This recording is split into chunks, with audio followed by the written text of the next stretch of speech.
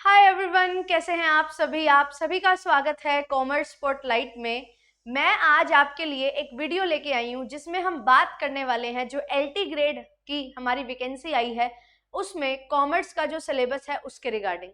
तो आप सभी के लिए मैंने जो है इम्पोर्टेंट अनाउंसमेंट तो ये कर ही दी थी कि हमारी जो है फॉर्म फिलिंग स्टार्ट हो चुकी है।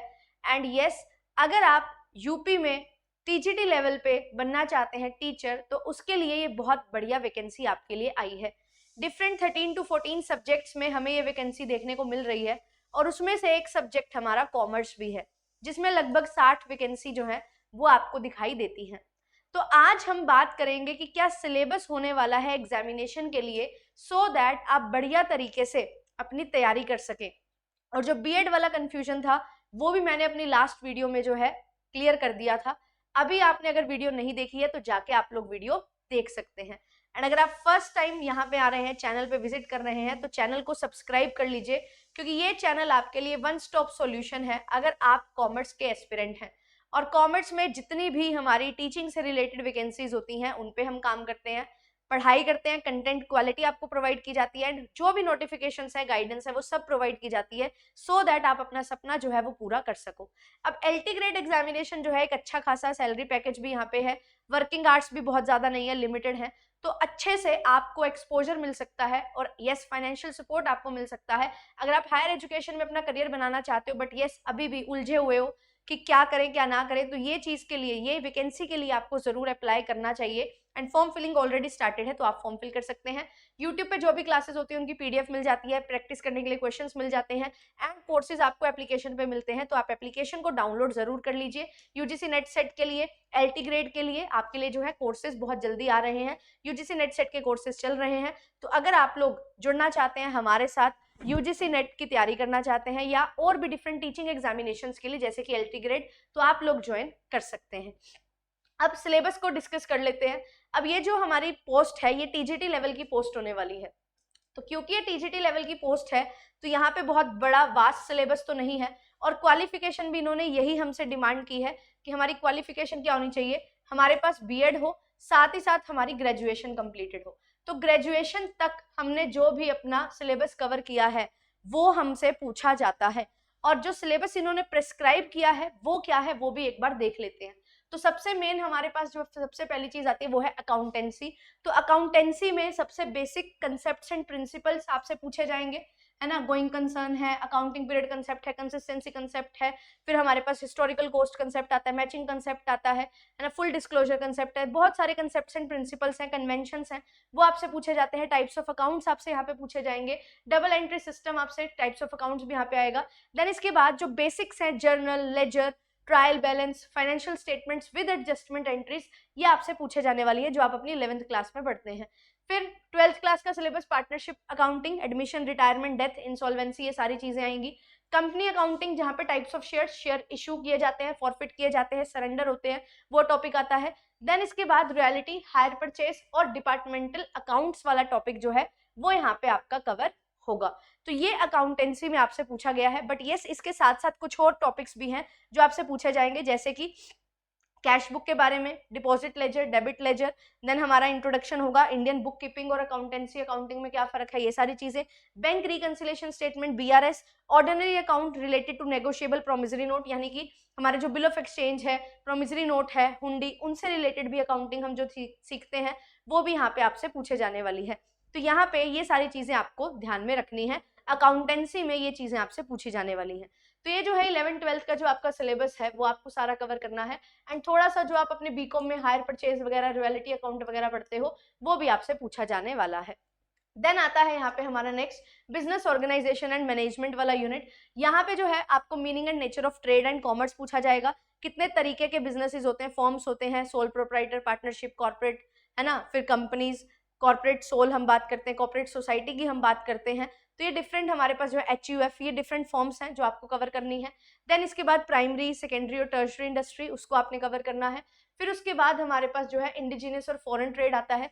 Functions and nature of marketing आपसे पूछा जाएगा, 4 पीस 7 पीस, मार्केटिंग है क्या, क्या इसके फीचर्स हैं, इंपॉर्टेंस हैं, वो सारी चीजें। एंड साथ ही साथ मैनेजमेंट में नेचर एंड स्कोप, थ्योरीज हमसे पूछी जाती हैं, classical, new classical, modern approach, वो सारी चीजें, functions of management, planning, organising, staffing, directing, controlling, साथ ही साथ कोऑर्डिनेशन। एंड फिर इसका बिजनेस एनवायरनमेंट का टॉपिक आता है पेस्टल एनालिसिस जिसको हम बोलते हैं। तो कैसे हम अपने बिजनेस एनवायरनमेंट को चेक करेंगे, कैसे हम एक प्रोडक्ट बना रहे हैं तो क्या क्या चीजें देखेंगे, वो सारी चीजें आपसे यहाँ पे पूछी जाती हैं। तो ये हमारा सेकंड पोर्शन है ऑर्गेनाइजेशन एंड मैनेजमेंट से रिलेटेड, जहाँ पे आपको फंक्शंस वगैरह पूछे जाएंगे एंड एक पर्टिकुलर बिजनेस में, एक ऑर्गेनाइजेशन में किस तरीके से आपका रोल होगा, किस तरीके से वहां पे काम होंगे, वो सारी चीजें भी आपसे पूछी जाती हैं। थर्ड यूनिट हमारी आती है बिजनेस इकोनॉमिक्स, जो कि एक बहुत इंपॉर्टेंट यूनिट है कि आप अपना बिजनेस में कैसे डिसीजंस एंड इकोनॉमिक्स की थ्योरीज जो है वो अप्लाई करोगे। तो concept and scope, demand curve analysis, elasticity of demand, very very important, marginal utility है ना, टोटल यूटिलिटी, इनिशियल यूटिलिटी है ना, law of diminishing marginal utility, law of equi marginal utility, MRS marginal substitution की हम बात करते हैं, IC curve जब हमारे पास आते हैं, marginal rate of technical substitution हम प्रोडक्शन में बात करते हैं। तो यहाँ पे जो है प्रोडक्शन कॉस्ट है ना, यूटिलिटी, ये सारी चीजें आएंगी, रिवेन्यू कंसेप्ट भी आएगा। देन किस तरीके से हम परफेक्ट कंपटीशन और मोनोपोली में प्राइस डिटरमाइन करते हैं, तो ये ग्राफ्स भी आपसे पूछे जाएंगे, कौन से लॉन्ग रन शॉर्ट रन में कैसा प्रॉफिट होता है, नॉर्मल है, एबनॉर्मल है, लॉसेज हैं, वो सारी चीजें आपसे पूछी जाती हैं। देन मैक्रो इकोनॉमिक्स का थोड़ा सा पोर्शन आता है, ट्रेड साइकिल्स, साथ ही साथ पॉपुलेशन थ्योरीज, इंडियन इकोनॉमी में पोजीशन, प्रॉब्लम एंड सजेशन, कि इकोनॉमिक प्रॉब्लम क्या है, इकोनॉमिक सॉल्यूशन उनके लिए क्या है, what to produce, how to produce, for whom to produce, वो आपसे पूछे जाएंगे। Capitalist economy, mixed economy, socialist economy and किस तरीके से पीपीसी का वर्क करेगा, वो सारी चीजें आपसे बिजनेस इकोनॉमिक्स में पूछी जाती हैं। फिर इसके बाद जो है मनी एंड बैंकिंग की अगर हम बात करें तो yes, definition, scope, function, money का क्या है, इंपॉर्टेंस क्या है मनी की कैपिटलिस्ट और सोशलिस्ट इकोनॉमी में, किस तरीके से एवोल्यूशन हुआ, ये भी आपसे पूछा जाएगा। देन ग्रेशम लॉ है ना, ग्रेशम लॉ आपसे पूछा जाता है। क्वांटिटी थ्योरी ऑफ मनी जो है ये एक इंपॉर्टेंट टॉपिक यहाँ पे बनता है। इन्फ्लेशन डिफ्लेशन एक इंपॉर्टेंट टॉपिक बनता है। Monetary policy committee, monetary policy, RBI, यहाँ से क्वेश्चन बनता है।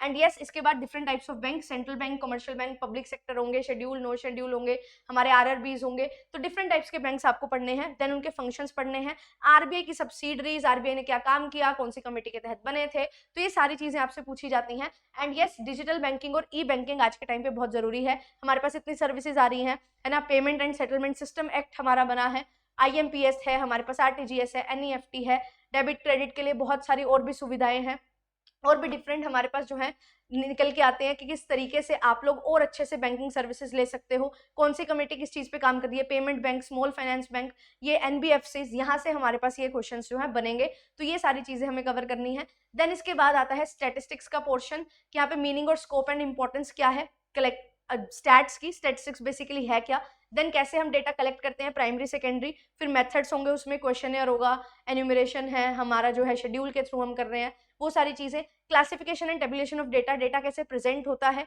देन उसके बाद measure of central tendency, mean mode, median, arithmetic mean, geometric mean, harmonic mean हम पढ़ेंगे। देन इसके बाद हम मेजर ऑफ डिस्पर्जन में डिफरेंट एब्सोल्यूट और रिलेटिव मेजर्स पढ़ते हैं, कैसे कैलकुलेट किया जाता है, क्या इनकी प्रॉपर्टीज हैं, किस तरीके से कब क्या यूज होता है, वो इनके बीच में रिलेशन क्या है, वो सारी चीजें आपको पढ़नी है। स्टैट्स वाला पोर्शन आपका बहुत ज्यादा इंपॉर्टेंट है। देन इसके बाद आता है ऑडिटिंग का पोर्शन, यहाँ पे डेफिनेशन ऑडिटिंग क्यों चाहिए, क्या इसका मतलब है, हमारे पास जैसे अकाउंटिंग स्टैंडर्ड्स होते हैं, जैसे स्टैंडर्ड ऑफ ऑडिटिंग्स होते हैं, वो हमें देखने हैं। ऑब्जेक्टिव इंपॉर्टेंस क्या है, ऑडिटर कैसे अपॉइंट होता है, कौन बन सकता है, कौन नहीं बन सकता।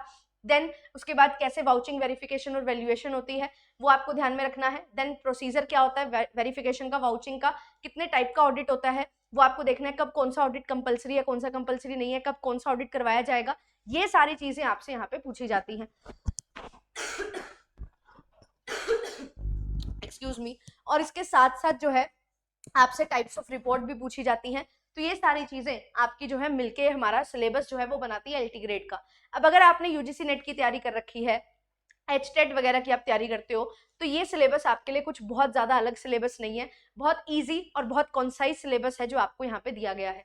एंड यस, 11th 12th और आपका जो बीकॉम लेवल का आपने पढ़ा है, वही सारी चीजें आपसे यहाँ पे पूछी जा रही हैं। तो ये सारी चीजें आपको कवर करनी है। एंड इसमें क्या क्या चीजें एक्स्ट्रा एडिशनल आपके लिए हैं, तो यहाँ पे साफ साफ लिखा भी गया है, तो आपको ये चीज ध्यान से देखनी है। मैं एक बार हल्का सा इसको जो है जूम कर देती हूँ। तो यहाँ पे आप देख सकते हो, अकाउंटेंसी में इंडियन बुक कीपिंग सिस्टम है, bank reconciliation statement, ordinary account related to negotiable promissory note, cheque, bill, hundi, promissory note दिया हुआ है। बिजनेस ऑर्गेनाइजेशन मैनेजमेंट में यहाँ पे बिजनेस ऑफिस से related accounting of income and outgoing letters ये करना है। Copying correspondence related to inquiries, ये थोड़ा सा कैसे रियल लाइफ से रिलेटेड है, या कहाँ पे इसका जरूरत हो गई, वो आपसे पूछा जा रहा है, ठीक है, क्योंकि टीचिंग असिस्टेंट की जॉब आपको मिलने वाली है, तो ये सारे काम भी होंगे वहाँ पे। तो यस, इकोनॉमिक्स में भी टर्मिनोलॉजी जो इंपॉर्टेंट है, कैसे एवोल्यूशन हुआ इकोनॉमिक्स, माइक्रो मैक्रो बना, कौन से लोग थे जिन्होंने कॉन्ट्रीब्यूशन किया, वो सारी चीजें आपसे पूछी जाएंगी। नीड्स की क्लासिफिकेशन एंड कैरेक्टरिस्टिक्स, तो टाइप्स ऑफ नीड्स आपको यहाँ पे कवर करना है।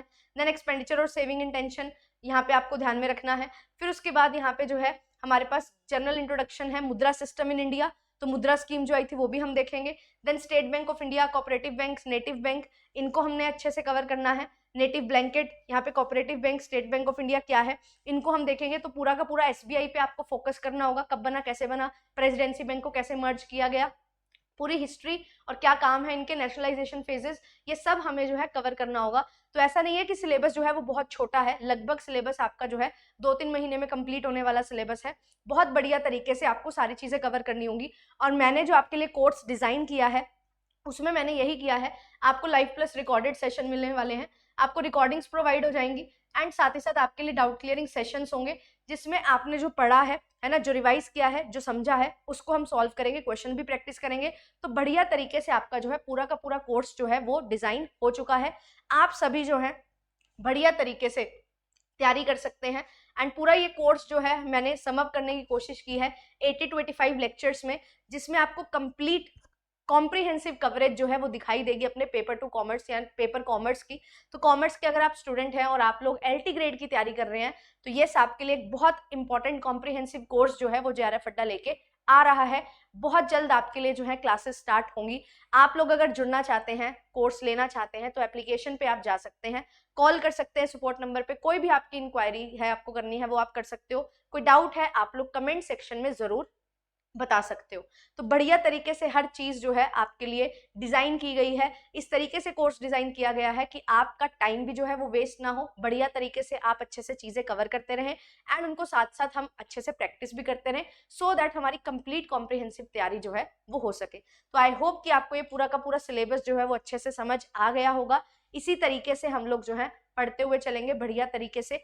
तो आप लोग जो है अगर ज्वाइन करना चाहते हैं तो बिल्कुल जेआरएफ अड्डा एप्लीकेशन को डाउनलोड करके टीचिंग एग्जाम्स में एलटी ग्रेड पे जाके कोर्स को बाय भी कर सकते हो। थैंक यू सो मच, मिलेंगे आपसे नेक्स्ट सेशन में, bye bye. And yes, regular classes and updates के लिए चैनल को सब्सक्राइब कर लीजिए। आपके लिए कॉमर्स में जो भी डिफरेंट एग्जामिनेशंस होते हैं, पीजीटी लेवल, टीजीटी लेवल के, टीजीटी के तो बहुत कम देखने को मिलते हैं जैसे एलटी ग्रेड हमें मिला, तो पीजीटी लेवल से लेके हम लोग जो है पीएचडी तक की तैयारी आपको इस चैनल के माध्यम से करवाते हैं।